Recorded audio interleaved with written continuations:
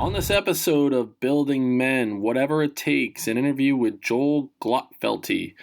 Joel is a fourth-year medical student as well as the founder and CEO of FTR Apparel, a nonprofit apparel company designed to inspire hope and perseverance with their clothing. After suffering a traumatic brain injury in his first year of med school in 2016, Joel uses his experience to help others currently in the grips of adversity. Joel's focus in life is to be the best husband, friend, and physician he can be while using his journey to make a generational impact on those around him. This is part one of a two-part series with Joel. I gotta tell you, when you hear the entire journey that Joel has been on, you're gonna say, Rudy, who?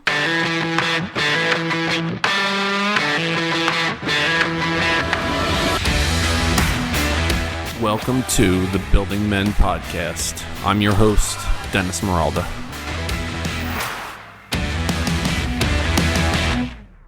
Hello and welcome to the Building Men podcast. Building Men, become the strongest version of yourself mentally, spiritually, emotionally, and physically. What's up, brother? What's happening, brother? How you doing? I'm doing great, my friend. I'm doing great. We have our first in-guest studio today on the Building Men podcast, a big day, and it's a special guest because our guest Joel Glotfelty, hopefully I'm saying that name correctly, is a fourth-year medical student at Rutgers University. He is also the CEO and founder of Finish the Race. You've heard a lot recently about Finish the Race, a lot about their mission, and we are so aligned with what they're doing at Finish the Race, and Joel and his brother. And we're thrilled to have him on the Building Men podcast. So I wanted to welcome Joel to the Building Men podcast. What's up, my man? Welcome. Hey, man. How's it going? Thanks for having me. Super excited. I've been thinking about this a lot, ever since I came across your page. And I listened to your first podcast. I was, totally sold. And then it was just basically, a little race to get to this point. When do we end up getting to link up and get to do something together? And it's so, I want to say, serendipitous. Anthony? Did you? Serendipitous? I have no idea. I've heard it. I feel like I've used it in a sentence, but probably wrong before. Wait, I'm not even going to guess. I don't want to. So I'll tell the journey. And so I started wearing people's gear on the podcast, and I was like, fuck it. I'll wear a hat, and I'll reach out to the company and say, hey, if I wear your hat on my podcast, maybe you'd be interested in sponsoring Building Men in some way, shape, or form. And Finish the Race, FTR Apparel commented on something, started following me or commenting on something, and I went nowhere with asking people if they were interested in sponsoring the Building Men podcast. So it was either you or your brother reached out to me or liked something that we did on Building Men. So I reached out and I did a voice message and I said, hey, I'm loving what you're doing. This is amazing. This journey you guys are on. I'm so inspired by it. And I tell you about it. I'm like, yeah, this guy's from Finish the Race. They're interested in meeting with us. You're like, dude, I fucking know those guys. Yeah. I was like, what? Right? Yeah, that was the craziest part about it because I worked with Joel's brother was my boss when I was working, right? So I knew both of them beforehand because Joel's brother Brian, he ran this fitness company that I worked for.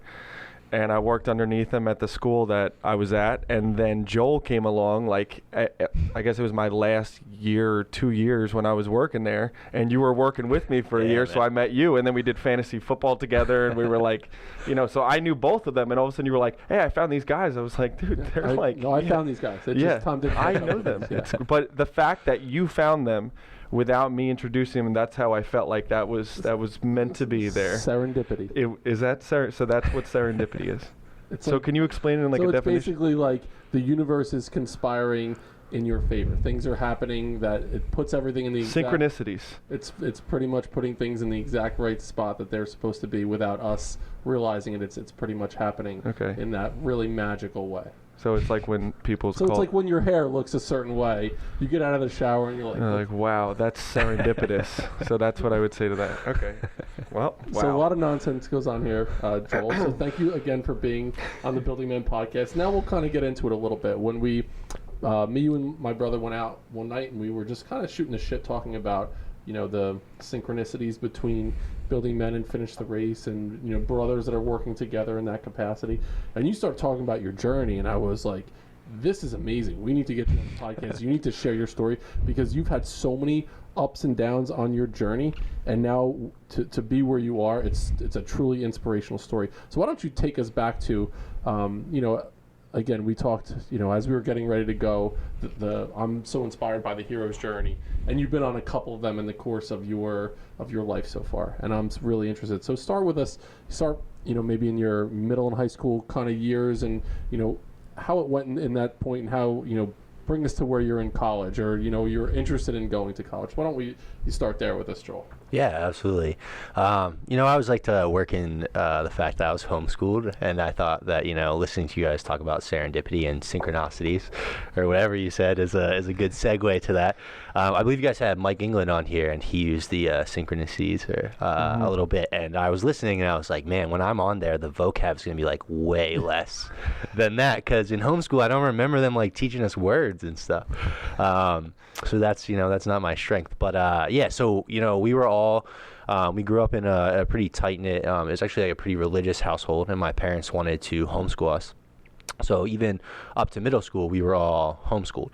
And then some stuff kind of went down. My dad ended up getting sick. He was diagnosed with lymphoma. And my mom, who had been doing all of the homeschooling, she wasn't working. She basically had to go to work, right? Because now my dad's getting chemo. He's going to be too sick to do work. So she had to get a job, and with that, she basically lost the ability to keep teaching us. So we all just kind of randomly got tossed into school.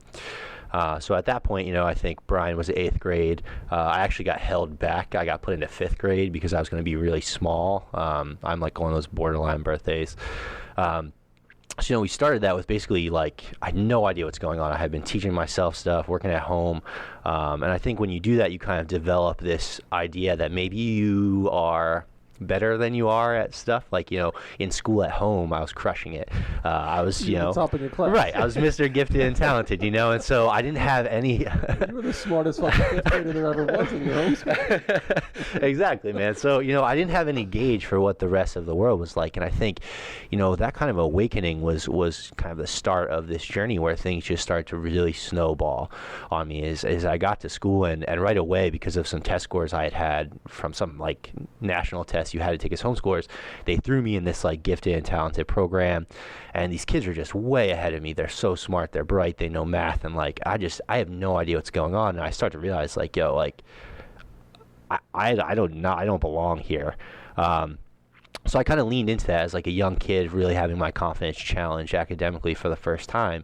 I just kind of leaned into just like kind of slacking, not really trying hard, because I always thought, it's easier if at the end of the day, and I think this is a big mistake, but it's easier if at the end of the day you can look at something and be like, yeah, I decided not to do that. Like, I didn't fail, I just didn't do it. I didn't work hard, so I could have done it, but I didn't.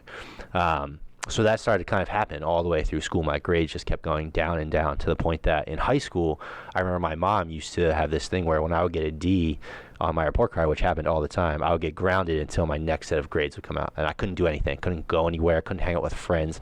All I could do was read. So like, bro, I read the whole Twilight series. Like, that's how bad it was. Were you like the vampire guy, or did you like the werewolf better? Like, who was your guy? Who was your... I was all about the werewolf guy. Yeah. I thought there's a lot of creepy things I think about the vampire guy, so I really kind of leaned into the werewolf. All right. He looks better without a shirt on, too. There's no way to make it like masculine or anything. Just the fact I know. Like, I was the werewolf guy. Yeah. We got to figure out his name too. Oh man, I know his name. Oh yeah, we're Taylor. Tyler. Taylor Lautner is his real name, and Jacob Black was his name in the books. I know this because I read them all because I had nothing else to do because I kept getting D's. Yeah. So kind of went that route and just scraped by high school. Didn't really have any business going to college. Never really was interested in anything I was doing. My mom basically had this rule that was like, if you wanna live at home, then you gotta at least try college. So for me, with our family, we basically had grown up with like no money. When my dad, before he was sick, he delivered pizzas. Towards the end, before he passed away, he ended up getting a job as a jeweler and made a little bit of money. But if you think about someone delivering pizzas and my mom not working, I don't think we ever had a household income of over $30,000. So we would go to food drives to get food. when we would have cereal, we would drink it with powdered milk. I don't know if you ever had that, but it's disgusting. No. So things like that. So to me, I kind of put this emphasis on this short-term gratification of getting money, getting a job in high school, working at Rita's Water Ice, and I got a job in a restaurant. And I was like, I'm going to do this instead of school because now I have money. I can buy myself a car, which means I can go wherever I want. I can buy myself a cell phone. I can talk to friends. So I kind of put all my emphasis in that. And that really carried through to college when, I didn't even apply for college. My mom applied for me, and I got into Rutgers Camden, which is basically like community school, but just a little bit, part of the Rutgers system. So I went there, but I was focused on working jobs. I majored in business because that's what my brother did. I had no interest. And within the first year, I completely failed out. I got in all Fs, 1D, and I think 1C in a social sciences. And they basically put me on academic probation. They're like, if you don't turn this around, you're not going to be part of this university. So just whatever, I'm done here. So I dropped out. I picked up a job in construction during the day, and then I still worked in the restaurant. And I had worked my way up from a busboy to a waiter to a bartender. Then I started doing some bar managing, started to make good money. So between those two things, I was kind of set. I didn't really need school.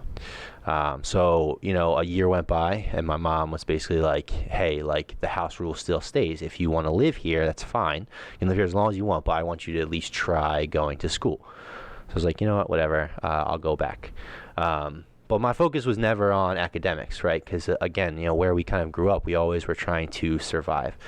There was no point where I looked at school and was like, this will open doors for me. This could take me somewhere. It was more like an annoyance. So let me jump in there, because one thing that I really believe in is that the greatest academic learning occurs through social interactions in a supportive environment. It's really, I believe in this constructivist approach that to learn the best, it needs to be in a community environment where you are learning by interacting with other people, not just nose to book. And so do you think that going through a homeschooling situation in those formative years contributed to you, maybe falling behind a little bit or not having the love for school, because it was never about a social interaction when you were first growing up? It was just mom is going to talk to me about it, and then I'm going to learn it for myself, and I'm going to go on. Do you think did that contribute to your not having that same interest in school as you were growing up? It's interesting. I never really thought of it that way, and I don't know if I could answer it accurately, honestly. I think for me, what really contributed to my downfall was that, again, I was only focused on what was happening right now. And to me, when I did my schoolwork and I got a B, nothing changed for me, right? We still didn't have any money. We still, I still had to work really hard for everything I wanted. So I didn't see anything come from that.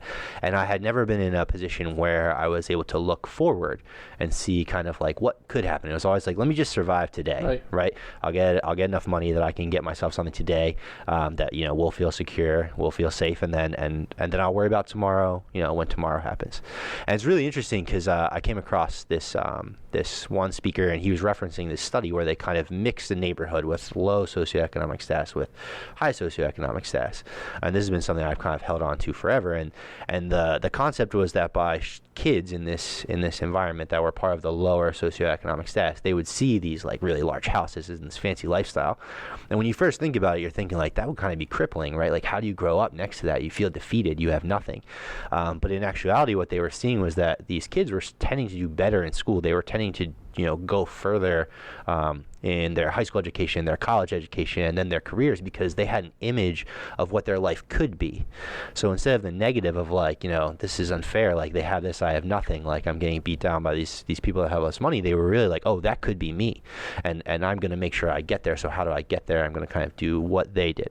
And I don't feel like I ever really identified that. So I just focused on what do I got to do to have a good life right now? So I don't know if that contributed. So take us back to that point. Now you're in, you're graduated from high school. You're in college. You're really struggling at that spot, but your mom was like, listen, the rule still applies. If you're going to be living here, you need to, be going to school basically, or, you're paying rent or whatever, you're out on your ass. Mm-hmm.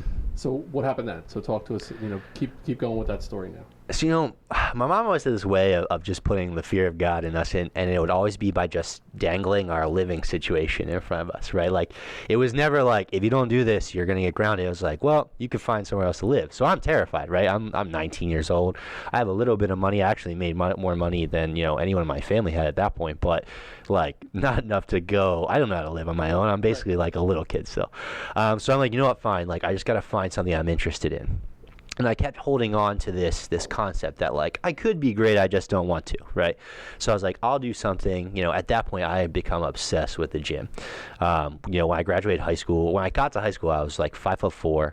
I was like 180 pounds, super chubby. They thought I was going to cap at 5'4", and then right before my senior year, I grew like crazy. So I ended up being 5'11". I dropped all this weight. I was 155. So now I'm like a rail. So in college, I get super into weightlifting. I was like, I just want to be big, and my motivation was horrible. I just wanted to get girls, right? I was homeschooled. I was awkward. I never had a girlfriend. That's always everyone. I mean, that's what gets everyone started originally. Is like, oh, that's the way to do it. Everyone wants a guy with big muscles. So, and think about it too. Being homeschooled, it's not like you're checking out, Samantha and Alyssa, in your class. It's mom. You're sitting there, look at mom and your brother, and you're like, oh, jeez. And then you get out there, you're like, oh my God. Yeah. It was a boom. So go ahead. You're motivated by the opposite sex and trying to get big and learn. Right. So I'm thinking to myself, similar to the werewolf in Twilight who was jacked, I'm thinking to myself, I don't really have any game vocally. I know this about myself. So, but if I'm shredded, I'm jacked, that will help me. So I put all this emphasis on this. And it was always this concept of, trying to chase something, right? Not really knowing where I belonged and just trying to figure out what it was, whether it was me getting this instant gratification by making some money, and that was going to be, how I made it, or chasing after this fitness goal, trying to get a girlfriend. I was very misdirected. But, I agreed. I complied. I talked to my mom, and I was like, I'll do physical therapy because I love athletics. And I think, people that get into the gym a lot, that's a natural career thought for them. If you've lifted a lot, I feel like at some point you may have considered, like, what if I did physical therapy? So I went and I talked to some programs, and they were like, listen, your GPA right now is a 0.89, which is like almost impossible, by the way. So it's a 0.89, and like it's going to be really hard for you, but you only did this 1 year. So you turn it around now and you're set. So they're like, you should go to community college. Don't waste money at Rutgers, Camden. Just go to Camden County.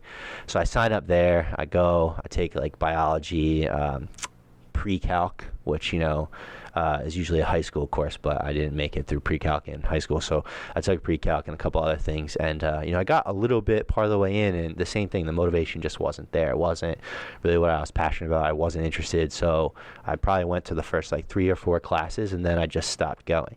So, I carry my transcripts with me a lot of the time. Like if I go, talk to people sometimes, I'll be able to talk to different groups of kids that are struggling, and it's one thing I like to show them. So at Camden County, I only got 1 grade, which was an F in pre-calc because I withdrew from everything else.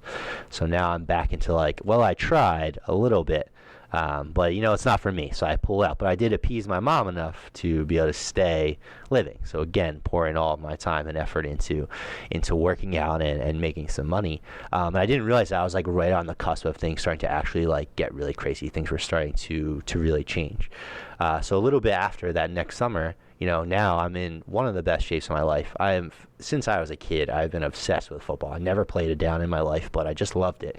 And I always wanted to, but I had never really been that athletic. But now I'm 6'2", I'm like 220 pounds. I got way more athletic than I used to be, and I was like so obsessed with it. So I would just go run routes and play around like I was actually playing for fun. And this kid that I went to high school with, he had posted on Facebook. He was like, hey, I'm trying to put this tape together. I want to go play quarterback at college. I'm going to put together a little tape of me doing some throws, more current tape from my high school highlights, because we're like 2 years out now. Does anyone, want to come run routes? So I was like, I'm all over this. Like, this is me. It's a chance to be shirtless on camera. I'm going to catch some balls. So I went out. We filmed. I ran a bunch of routes. I'm very familiar with route trees just because I've watched football religiously, and it was great. And he, sent those all out. And it was kind of crazy. I got this one random email, and I thought that it was like not real because it made no sense. But it was from East Carolina University, and he had sent the tape there, and they had asked me if I had any tape. And I was like, no, I didn't like play anything in high school. And at first, again, I thought it was a joke. So I was like, it took me a while to even respond to it. But my buddy reached out to me and was like, hey, I don't know if you know, but they asked like, if, you had any tape either. So I hit them back. I was like, no, I didn't play in high school. They're like, have you ever thought about like just trying to walk on somewhere? So now I'm like, dude, I'm like fired up because I'm getting recruited to play college football. It's not how it was going at all, but that's how I felt. So I'm like, this is how I can change my life, right? I'm not that smart. I've never been that good at school. I'm not that interested, so I never really put that much effort into it. But like, I think I can work harder in the gym than almost anybody that I know. So like, this could be my way to really like do something great. So I get super amped. I start making these plans to go to East Carolina to play football, right? So every day I'm waking up, I'm working out twice a day. I eat like 3 Chipotle burritos a day. I still have my jobs, but I'm not going to school. And that's when it kind of hit me that if I wanted to go play football, I was going to need to do something about school, right? Because there's no way I was going to be able to transfer down there. So I re-enrolled at Rutgers Camden, and this time I was like, I actually was like, I had a fire under me. I was committed to actually try for the first time. Like really, I was going to give it some effort. So I take my classes. I'm making note cards at home. My mom is even like, yo, this is crazy. I've never seen you study. And it was going okay. I got like I was getting some C's on tests, which for me was like amazing at that point. I was like, this will be good enough to get me there. I'm working out. I'm in great shape. And I go down for a visit because in the interim, my sister had applied there because I told her we were going to go there. I was like, I'm going to go there and we're so close. Like, you should come with me. You're about to graduate high school. I guarantee you I will be there. So she applied and she actually got in before me because I was not academically eligible. So I drive down to visit her. I'm like, I'm so amped. I'm going to transfer there next semester. All I got to do is finish Rutgers. It's going to be good. I'm driving down. And I think one of the stories of my life is like, I just don't understand rules sometimes. Like, it sounds dumb, like I'm not taking accountability, but I think in my brain, I just don't process the severity of like a rule or a law. For example, a speed limit. So I'm driving down and I'm thinking in my maps, North Carolina is 400 miles away. So if I go 100 miles an hour, I'll get there in 4 hours. And that will be awesome. I'm going 110 through Virginia and this cop pulls me over. And I was like, dang, he got me. Like, good for him. He got me. But whatever, it'll be fine. He pulls me over. I give him a license. So I'm like, hey, so like, what's up? I just like, pay this ticket. He's like, no, like, you're most likely going to jail. So, dude, I'm like shitting myself now, right? Like, I'm not prepared for that at all. And I was like, what? What are you talking about? He was like, I'm going to arrest you. And I'm like having an actual heart attack. So like, I can barely breathe. And I don't know what to do. So he sees my face and he was like, honestly, I don't think I've ever seen anyone as scared as you, which is not my proudest moment. Like, I think I could be cooler now. I think I've taught myself a lot about breathing and panic. Twilight and panic attacks. This is some. It didn't start well for me. But yeah, so he basically recognized I was so there. He's like, I'm not actually going to bring you in now, but he's like, you have to come back in December. And he was like, just so you know, this judge pushes for at least a year in jail for, this is reckless driving. This isn't speeding. And he was like, and this judge has a history of pushing for a year in jail. So I'm wrecked, man. I go home and I think, the early portion of my life can be described by just being very reactionary, right? No purpose to what I was doing. I would see something and whatever I felt in that moment, that's what I would do. Whatever I wanted in that moment, I would do that. I wasn't very mature. And so I would just react on whatever emotion I had with no future thinking. So to me, I'm going to jail now. So college is useless. So even though I committed to going to TCU to play football, I was going to make a way. I started trying hard in school. As soon as that started to get kind of taken away from me, I hadn't developed the character to be there, and I just crumbled. So I stopped going. I got, again, another series of like F's and D's. And now I have 2 years worth of F's and D's, and my transcript is trash. And so, again, I dropped out. I was done. So that summer, I was sitting in the car with my mom at this ice cream place, kind of where we grew up. And I can only think of maybe 2 or 3 times I've ever cried in my life. Like, not that I am too manly to cry, because I think it's really important to understand your emotions and feel what you need to feel. But it just had never been something for me as an adult that I was into, that I got to that point, because I didn't care enough about anything. And we were sitting there talking at that moment. I just stopped and asked my mom, I was like, yo, what am I going to do? Like, I was like, I literally am an actual failure. Like, I'm going to be nothing. And like everything we went through growing up, with my dad passing away, with you guys having no money, you know, with everything that you guys have tried to do to give us a normal life, like I'm going to do nothing with it. And I had some, you know, people growing up that had kind of told me this, like that I was lazy, that I was going to be homeless. My stepdad, who my mom married after my dad passed a few years later, he tried to pull me out of high school and put me in technical school, which is not a bad thing, right? Like having a trade is great, but his reasoning was that I wasn't smart enough to handle regular curriculum, so I should just go get a trade. And so all these things crept back to me in that moment, and I was like, yo, all of these people were right about me. This little bubble that I created for myself that I could be great, but I just didn't want to be, it wasn't really true. It was collapsing, and I had realized, like, I was like, I'm literally gonna be nothing. So in that time period, I kind of I was faced with, like, what do I do now? Like, where do I go? And at that same time, man, it's like, you know, we linked up and we were like, that was crazy timing. Sometimes things like that just happen, and I don't know what it is. I don't know why. Whether it be you're a religious person and you think it's a God thing, whether you just think it's the way the world is happening. But at this time, you know, we had this great aunt who was like my mom's mother.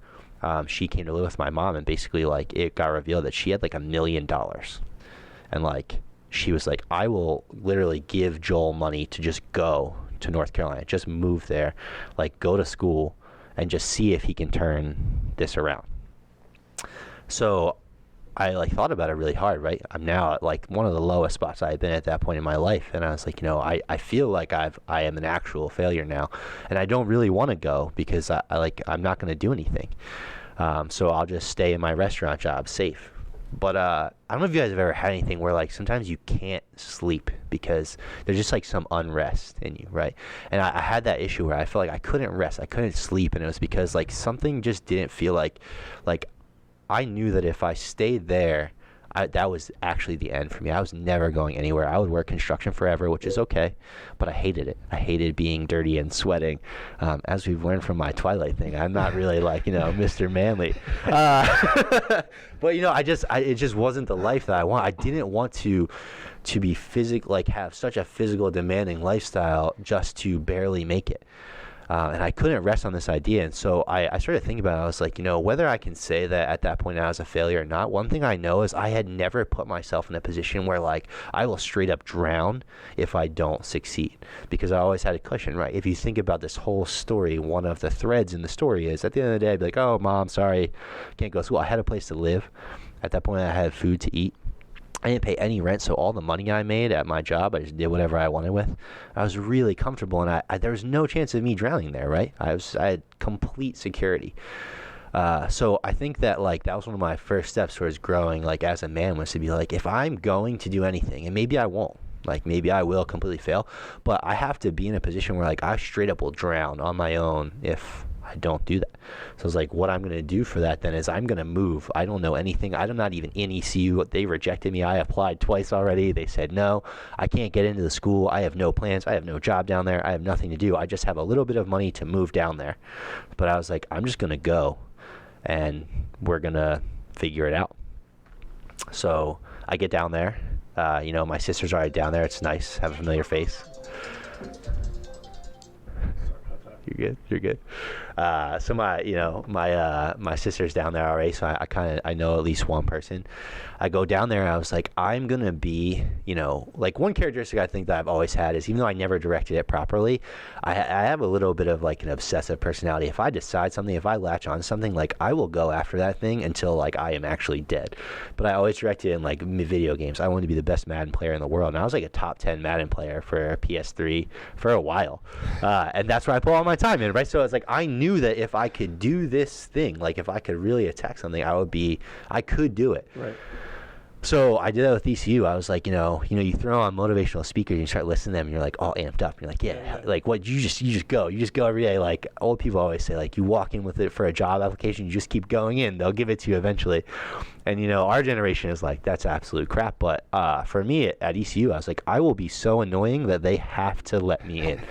So I went there every single day for weeks, and I walked into the office, and in the South, everyone is really like pretty nice, kind of. I think they have some issues down there, but like when you talk to them, they're like super nice. So I walk in, the ladies in the registration office were awesome. They were so cool. They were so excited to see me. But I went in every day with my transcripts in hand. I had this beat up, like, is it vanilla folder or manila folder? What are they called? Manila. Yeah, manila folder.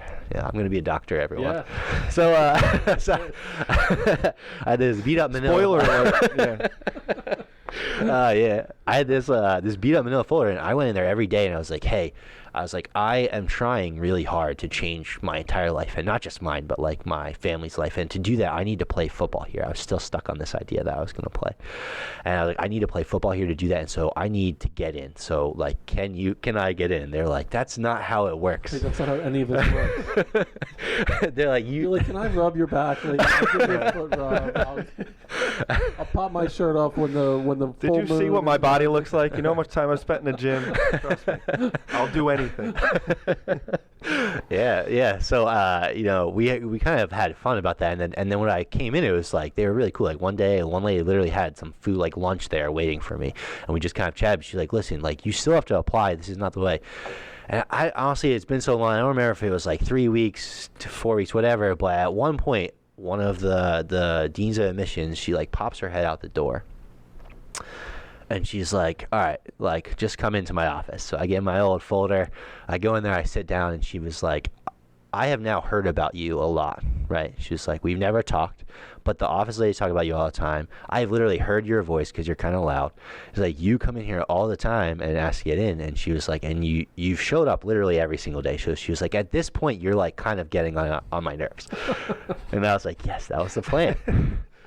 So she goes, listen, there is this law in North Carolina. It's kind of like one of those old grandfathered laws that if you get an associate's degree from a North Carolina university, all the state schools have to let you in. They can't say no. It doesn't matter what you did before this. They have to let you in. So I was like, this is amazing. She's like, there's a community school like 10 minutes from here. Sign up. She looked at all my transcripts. She's like, you have a lot of F's, a lot of D's, but you do have a couple C's in here. She's like, you could get this done in 1 year if you did like 26 credits each semester, which is like a nightmare. So I was all in, man. I was like, all right, I'm gonna do this. I'm gonna go there. I'm gonna take 26 credits. Now, I had never gotten an A in college in my life. In high school, I had only gotten an A in gym, I think. And she was like, you need to do well, though. You can't just go and slack. Like if you're gonna change your life the way that you said you're going to, like you need to go put in work. So I'm committed. And the only route for me to get there was to take the weirdest set of classes. It was communication. It was like anatomy and physiology 1. I had to take chemistry 1, which I knew nothing about, and a couple other things in my first semester. But I was amped, man. So I started listening to motivational speakers and different people to try to get pumped. And at this point, I didn't really understand the difference between motivation and discipline yet, right? I'm still in the growing process here. But I have this glimpse. I can see now into the future a little bit that like things could change. Where I was at the ice cream shop, realizing that I wasn't going anywhere, like that actually may not be true because now I can see another path. So I came across this guy that I love. I don't know if you ever listened to him. But his name's Inky Johnson. He was a football player for Tennessee, and he basically had a serious injury, and his whole life changed. And so I had listened to some of his stuff just because I thought it was really interesting. And I love football. And he said this thing that I've never forgotten. It will resonate with me to the day that I die. And he was like, when his injury happened, he was upset, but it didn't really change anything for him because what he really enjoyed about everything that he was doing, trying to become an NFL star, trying to make money, was that he really enjoyed the process of everything that he was doing. Where he got the product, the end result, none of that really mattered. And he, like this quote that I love is he was like, if I was at McDonald's, I would be the best McDonald's worker you've ever seen because I enjoy every single thing that I do. So that kind of like hit me, and I was like, what if I had fun with this? Like, what if I enjoyed what I'm doing? Like, I have a chance to change my entire world right now. Like, after all the screw-ups, failing out of college twice, withdrawing once, almost going to jail, like all these crazy things that happen, So let me jump in there then because you were Rudy. I mean, they can make Rudy Part 2 pretty much and call it, Joel the werewolf. Full moon over Joel. But you were professional Rudy. PS3 You were the guy you were such a pain in the ass. They're like, Jesus Christ, Rudy, fine, come and work here, and we'll see if we can get you into Notre Dame. That's what you did. But you took this experience and you figured out how to do it. You had this level of perseverance.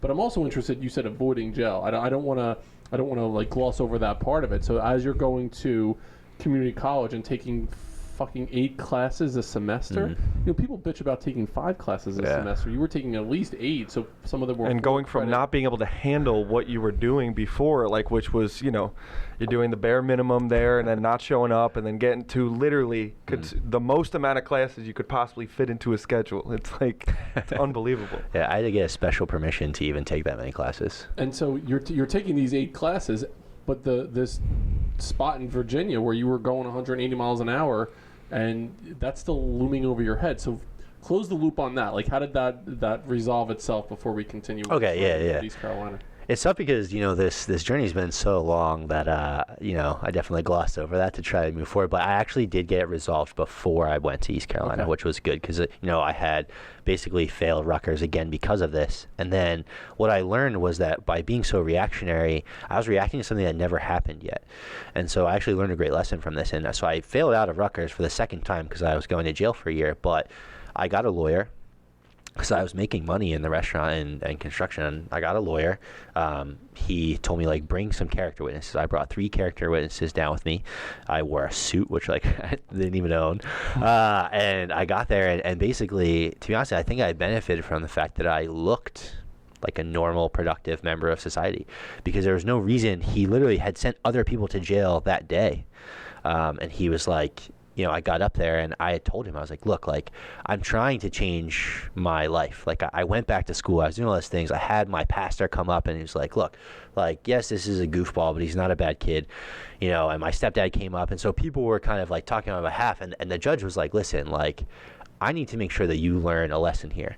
But one of the benefits that you have is that the cop that pulled me over came in and was like, this person was seemingly I genuinely believe they were unaware of the consequence of what they had done. That doesn't seem like a good enough excuse, but I could see it on their face that yes, they were speeding, but he did not realize how serious this was, and he was very cooperative, and that kind of really helped me. So the judge knocked it down. It was like a $1,000 fine. And they changed it to improper driving by speeding. And he was like, you don't have to spend, this time in jail that we usually do. But he was like, I swear to you, if you even get pulled over in Virginia again, you're in trouble. And in jail, just so you know, if you have Taylor Loeffner posters up on the wall in jail, your experience in jail is going to be a whole different ballgame. You're lubing up your body to do some push-ups. It's going to be a different experience for you, I think, than you wanted from that workouts you've been doing. All right, so then Inky Johnson, right? So the motivational speaker was Inky Johnson. So you're hearing from him about whatever you're doing, you're going to do it the best you possibly can do it. You're going to go whatever it is you're going to do full force forward. That's going to be what you're about. So now you hear that and you're understanding what motivation is and what discipline is, and now you're at this spot, you're taking these credits. So bring us back into your journey. Okay. Yeah. So I basically convinced myself that I still had never tried hard and failed, because I failed at Rutgers the second time because I thought I was going to jail and I didn't really try again, right? So I kind of had built this concept. This is like a thread of mine until I really learned to grow up. So I was like, well, now I'm gonna reset everything. I'm gonna enjoy this process, and now I'm gonna really try for real. So, dude, I printed out this schedule on my wall. I had highlighter. I spent so much time making a schedule, which is confusing, that I never looked at. But I had these things on my wall, and they were my symbol that I was gonna do it. I was structured. I printed out this thing that said whatever it takes, and I literally nail it to my ceiling above my bed, because I realized that I felt so excited right there in that moment. But this is when it started to flip to me that if I just showed up for the gym excited on day one, I would have worked out, I would have been sore the next day, I never would have went back. And so I started using the gym as my sort of foundation for how I was going to approach all of the school. Basically, how I was going to do well in school was that what did I do at the gym is that I was disciplined, dude. I ate boiled chicken and rice, because at that point, I wasn't as educated. I didn't realize you could still be really athletic without eating, going that crazy. But I ate boiled chicken and rice for every meal, hard-boiled eggs, and I was like, I did that. I was disciplined, and I can do that now. But in order to do that, I want a reminder so that when I wake up in the morning and I want to go back to bed, that I get my lazy ass out of bed and I go put in the work that I promised myself I was going to put in. So I had this, little printout that said whatever it takes. And every morning I woke up and I looked at it and I was like, I got to get up, because if I don't, I'm just disappointing myself. I'm the one that said I was going to do this. So I went, man, and I was grinding every single day. I would wake up. I still wanted to play football, so I woke up. I did weights in the morning. I went to class all day. I went to the field afterwards. I would sneak on to the ECU practice field because I looked like I belonged there, and I would just like run routes, play. Some of the guys would come out. I got to meet Demario Davis was one of the quarterbacks there. He was one of the quarterbacks there, like when I was first there. It's like a long time ago, and he like came out. Like I didn't shoot. He threw me passes. We got to work out a little bit. So it was like cool. Like I felt like I was on the team already. And then I would go home and I would study. I got like multicolored note cards. Like I think everything that a person does when they don't really know how to study yet is like what looks cool. I'll get all the different colors. Each color will mean something else. I got all these different pens and highlighters. But dude, I was putting in hours. I didn't have any friends. I didn't talk to any girls. That was part of my thing. I was like, I've been chasing girls so long, and it didn't help me that I'm just gonna not focus on. It's to the point that one of the people at my school that kept asking me to hang out asked me if I liked men because I didn't want to hang out there. Because I was like, no, I'm focused. Like I got to get where I need to be. Exactly. So yeah, I did that every day, man. It came time for my first test, and I was amped. I got my anatomy test back. I got an A. Dude, that's the first college A or high school A on a real test I'd ever gotten, and I was like, yo, I knew it. I knew that I could be great if I wanted to. I got my communications test back, A. I get my chemistry test back. I got a 41. Do you know how bad you have to do on an exam to get a 40? 50? No, out of 100. A 41. And this, like, again, just pure devastation. Because now, no matter how I tried to wiggle my way through giving myself excuses in life if I didn't try that hard, I put my soul on the line to do this. And I got a 41. So I was just, like, devastated, man. I was like, well, like that's kind of the end of the journey. If I can't pass the course, I'm not going to make it to ECU. I'm not going to play football. I'm not going to change my life, my family's life. So I started thinking about that, and I was like, dude, you bastard. Like, you've had so many opportunities, and every time this happens, I do the same thing. I would be like, oh, no, and I panicked, and I wouldn't breathe, and I would start to freak out. And I was like, I got to stop doing that, right? I got to stop being so reactionary, because every time I do that, I take these huge step backwards, and I leave, honestly, like a lot of collateral damage in the way when you do that. So I started thinking about it, and I was like, I remember one time I was in the shower, and I don't know if you guys have ever gone in a shower when there was cold, like no hot water. It gets really cold, and you know, for a lot of physiologic reasons, your body basically goes into panic. You can't breathe. You have that feeling of like you're dying, basically. You're like, and you can't take any breath. So I was in that kind of moment, and I was like, I'm going to do something to teach myself to just calm down. You know, I got a 41. I suck. I can't control this. I don't know what I'm doing. But, like, what if I could do a little bit of something I could control? So I went into the bathroom, and I do this actually after every shower. I'm not one of those people that wakes up and takes a cold shower. I think those are psychopaths, honestly. But I got in the shower. I took a hot shower, and at the very end, I turned it to cold. And my lungs, it was like they just shriveled. I couldn't breathe. And I was like, I will stand here and I will not leave this shower until I can breathe like a normal human being. Because if I can do that, if I can face this when my body wants me to basically die, when my body's freaking out, if I could just grab a little bit of that control and teach myself to stay calm and breathe, then I think that I can do something else. I could get somewhere else. So I did it, and it took me like 2 minutes before I could breathe. And it was just because my body adjusted to the cold, but I believed it. And so then the next day I did the same thing, and I was like, at the end, I'm going to cold water. And I just started to teach myself to be calm, to not panic. So I took that, and I went to the library, and I got some books on how to learn. And I was like, I don't know what my learning style is. Am I a visual learner? Am I a tactile learner? Meaning, like, if I flick a pen, will that help me remember stuff? Am I or a kinetic learner is what that'd be called. Am I an auditory learner? And I started to learn all these different things, and I was like, you know, I can do this. There's a route. I just have to figure out what works for me. So I went in to see my chemistry teacher, and I was like, hey, listen, here's the deal. Like, I've ruined almost my entire life. I can't see myself getting another chance after this. And I was like, I need to get into ECU to play football. Like, this is what I'm here for. And I was like, I have to get an A in everything. That's what I promised myself I was going to do. And she basically was like, listen, like, you're really nice. I don't want to discourage you. She's like, but we have like 5 exams, including the final. She was like, she did the math. She was like, if you want to get an A, you'd have to get a 99 on every single thing in order to do that. And she was like, it's just not realistic. So I was like, if I come here every single day, like I was like, if you don't have time, it's fine. But if you have time, if I come in, will you teach me? Like help me figure out how to learn this. And she was like, if you show up, I will be here. So I went every day, and I started to learn. I learned that chemistry was not about what I thought. I thought learning was memorization, right? Because I didn't know. So I made all those colorful note cards. It was fun, and it worked in things that required memorization, anatomy. But I started to learn about what actual problem solving looked like. It wasn't just knowledge; it was application of knowledge. It wasn't like I walked in the gym and I was like, oh, I memorized how to do like a deadlift, so like I'm good to go. I had to practice. I had to learn. I had to figure out what my form was, and so I started to apply that to school. And when things got rough, I started to do kind of what I did at the end of the shower. I just took time to breathe, and I was like, I already have control of my body now, which means that I can figure out the rest. So I put in work, and I just kept going, and I got, for the rest of that semester, and in fact only one test for the rest of my collegiate career did I get under 100 on. I got 100 on every single exam that I took for the next 5 years, except for one, and it's because I didn't know there was a question on the back. And it was that was kind of my turning point, where I was like, no, I don't want to drown. I'm tired of this. I'm tired of freaking out every time something goes wrong.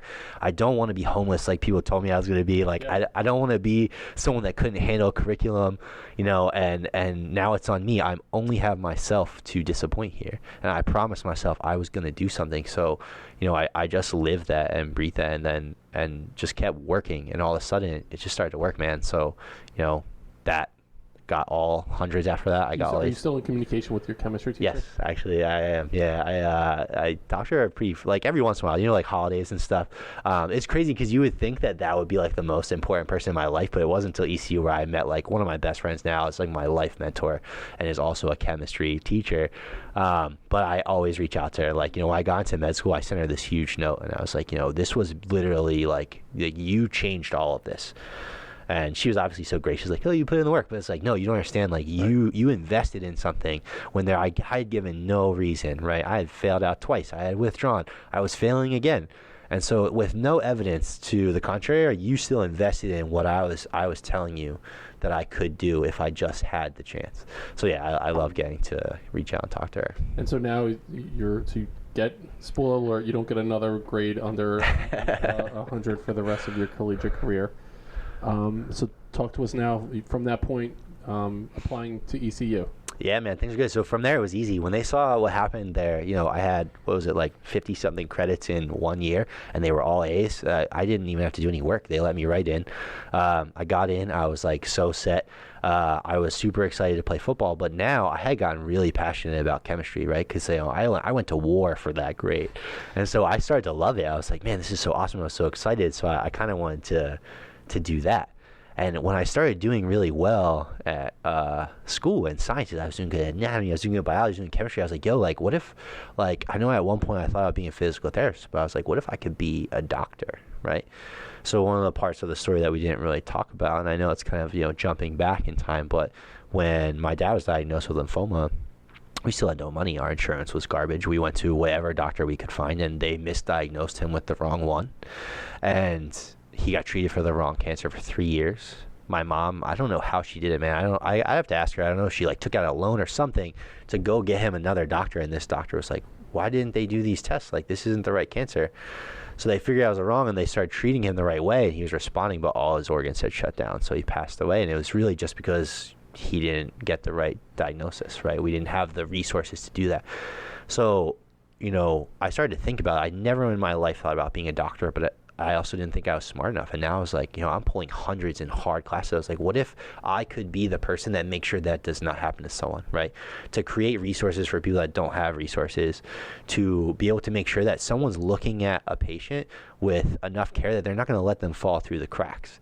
And so this dream started to build. It started to shift away from football towards what if my impact, I wanted to get here for football for me, right? But what if my impact would be a lot bigger than that? I could stop a family from losing a father or, a mother, a child, something like that. And that kind of lends into what I've really built a lot of my life on since that, which was understanding the difference between a transient impact, which is something that I want right now. I might make a difference on one quick thing in my own life, versus a generational impact, which is if I invest my resources, if I invest my skills in the people around me, in trying to make a difference in whatever space that I'm in, then I can actually make an impact that goes beyond, what I'm doing in this moment.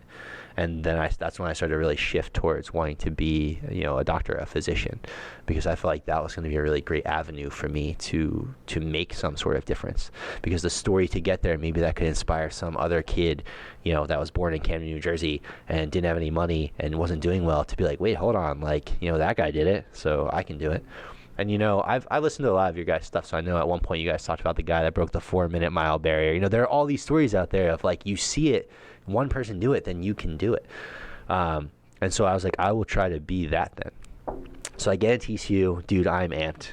I was like, I'll probably do neuroscience because it has some chemistry, it has some biology, and I'll use that as my road to medical school. I'm at orientation day. I'm on campus. I'm on a real college campus like they have in movies, and I'm just like, yo, this is crazy. This is what working hard in school, this can open doors for you.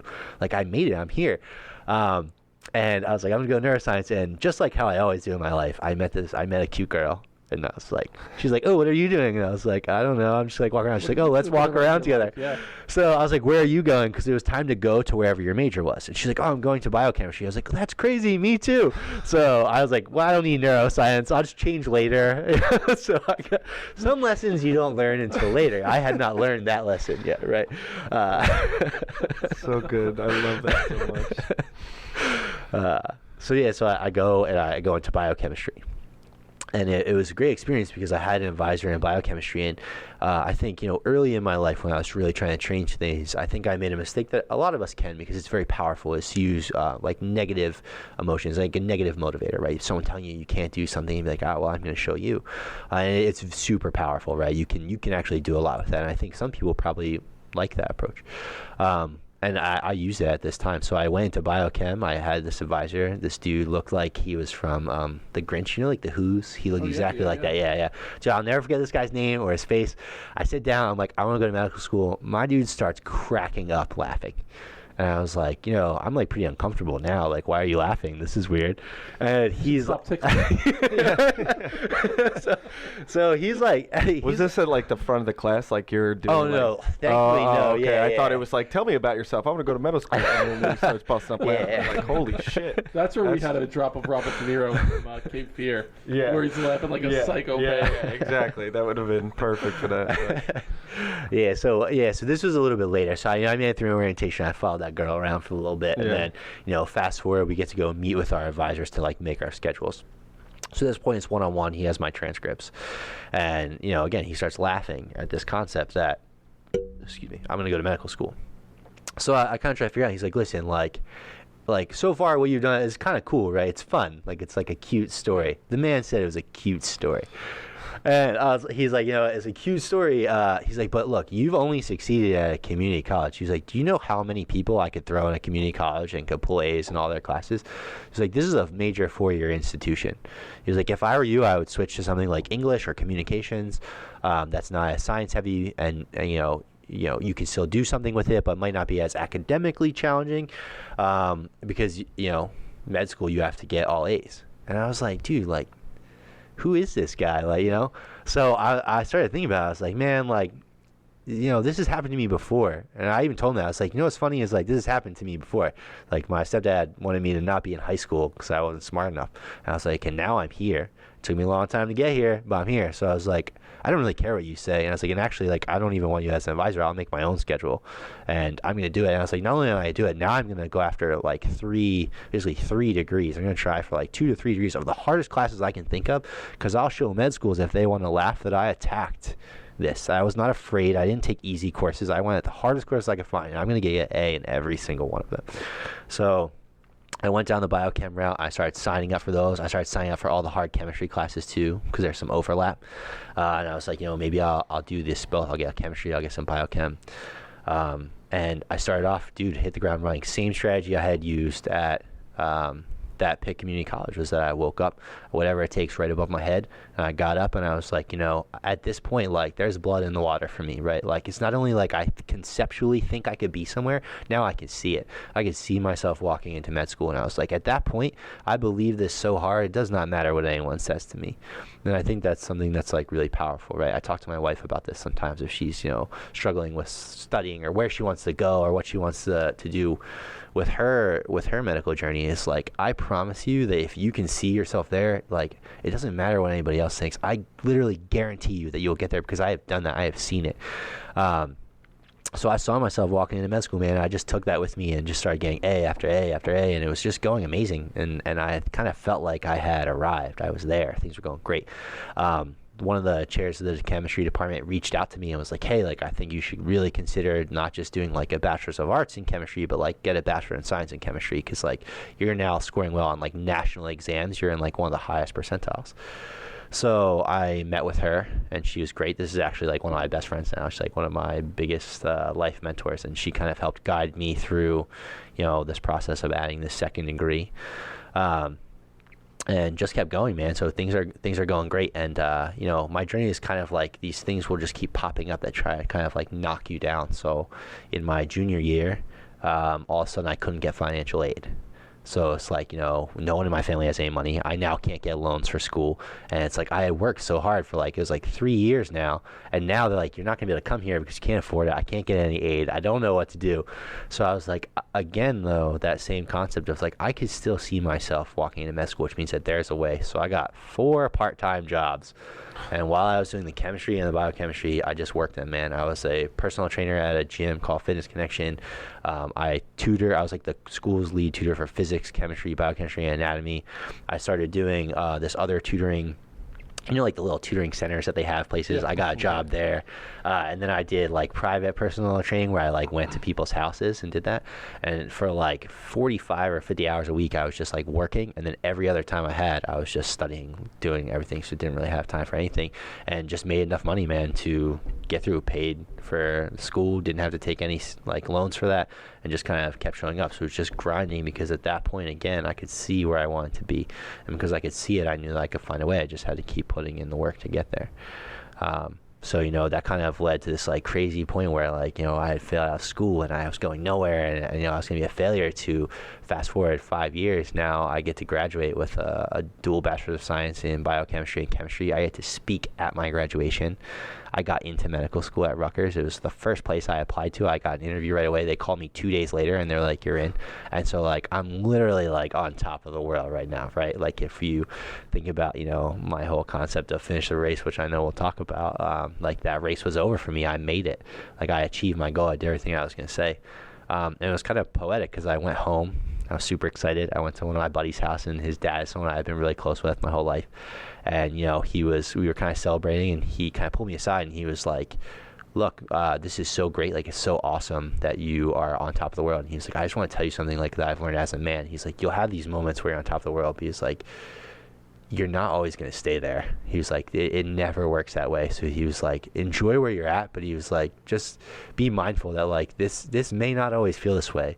And like, you may have another time period where you're actually at the rock bottom again, but now you know the way out and you can kind of get there. All right. So I'm going to use this opportunity right now. We are going to stop episode 1 of this 2-part interview. I was gonna say, this. Did you get chills when he fucking spoke on that last? Like, it's honestly probably one of the most inspirational stories that I've ever heard in my entire life, and I'm not kidding. Like that.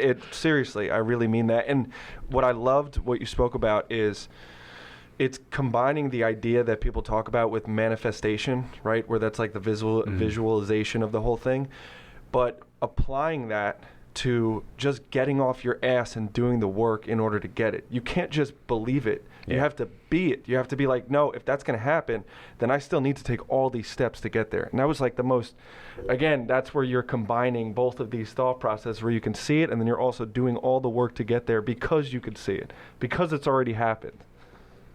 I just hope that when this turns into a movie, because this is Rudy Part 2.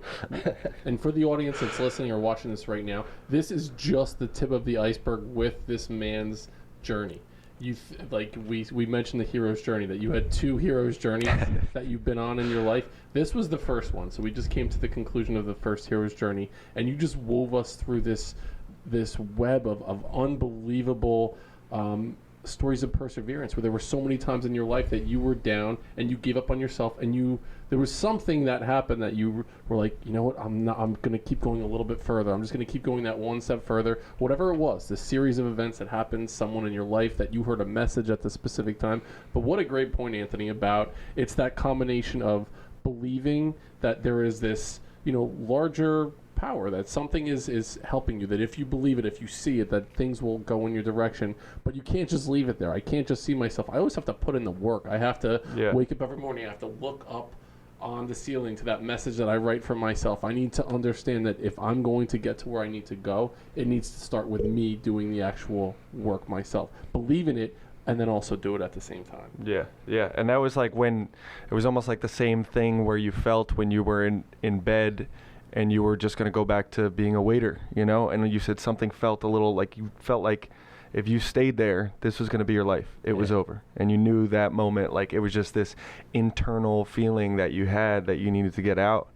But it's unbelievable. The amount of, I'm just putting myself in your shoes, and like, someone telling me, well, first of all, did you call up, did you send like your acceptance letter or whatever to the advisor? Did you because like that would have been like something with a big bow on it? You're like, here you go, brother. It's funny, right? So I didn't send it to him because I had an even better moment, in my opinion, is that when they pulled me on stage to speak at my graduation, that man was in the front row, and I had won an award that nobody like me had ever won before. There's this like North Carolina award. They only give it to kids that are in what's called like honor college, and it's like basically they're recruited to be great. They have all the resources given to them. They have a free ride, and no transfer student, no non-honors college ever did it. And I got nominated for it, and I won it, and so I got to stand up and actually talk about it, and like how to do this thing with no resources, and maybe how we should consider like opening up some resources. But while I got to talk about this, they introduced about how I was going to medical school, and I like locked eyes with this dude, and it was just like, dude, I mean, I never want to, you never want, like, I don't want to put someone down, right? It's not about that, but it's just like, look, man, like, I hope now that he knows that there are power in your words. You tell someone they can't do something, like that may be the end for them. My journey could have stopped there. So when we locked eyes, like I believe that he felt that.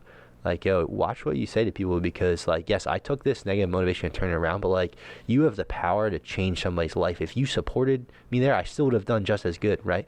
But I would have felt, it would have been different, right? I would have had someone pick me up and keep working with me as I'm growing, and that's, what, my life mentor that I have, in the chemistry department did. She was kind of just with me side by side, and like that type of person, that's the generational impact I'm talking about. So when we locked eyes, I think that he felt that. You thought you were going to invite him over for some who pudding, who hash, some roast beast. Is that what the who ate? Part of the grill?